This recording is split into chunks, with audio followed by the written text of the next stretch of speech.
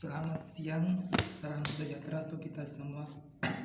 Perkenalkan, nama saya Jose Rafael itu. Saya akan membahas tentang ekonomi makro. Ekonomi makro adalah ilmu yang mempelajari mekanisme bekerjanya perekonomian secara keseluruhan atau membahas variabel ekonomi agregatif yang dapat menunjukkan hubungan bersifat kausal dan yang bersifat fungsional. Ekonomi makro juga dapat digunakan untuk menganalisis cara terbaik untuk memengaruhi target kebijakan seperti pertumbuhan ekonomi, stabilitas negara, stabilitas harga, tenaga kerja, dan pencapaian keseimbangan neraca yang berkesinambung.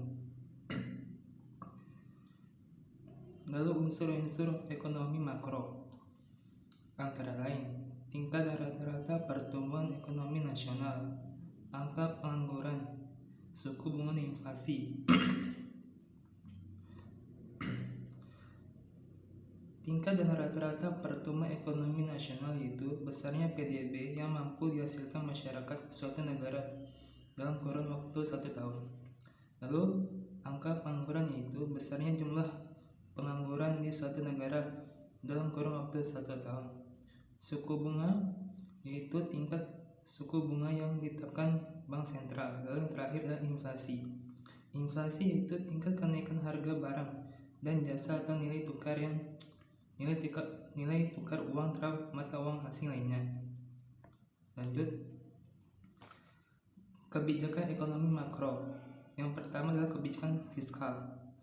Kebijakan fiskal adalah pemasukan atau penghasilan negara bisa didapatkan dari pajak yang dibayarkan oleh warga negara. Lalu yang kedua adalah kebijakan moneter, mempunyai peranan penting untuk menjaga laju pertumbuhan ekonomi di suatu negara.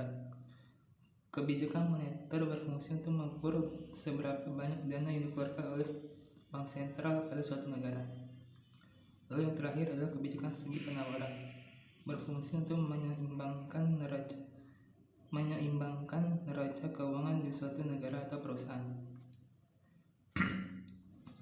Lalu berikutnya adalah ruang lingkup ekonomi makro, antara lain penentuan tingkat kegiatan ekonomi negara, kebijakan pemerintah, dan pengeluaran agregat. Lalu yang terakhir adalah tujuan ekonomi makro.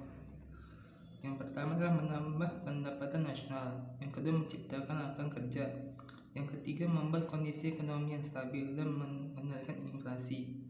Itu saja presentasi saya hari ini. Saya ucapkan terima kasih. Sampai jumpa.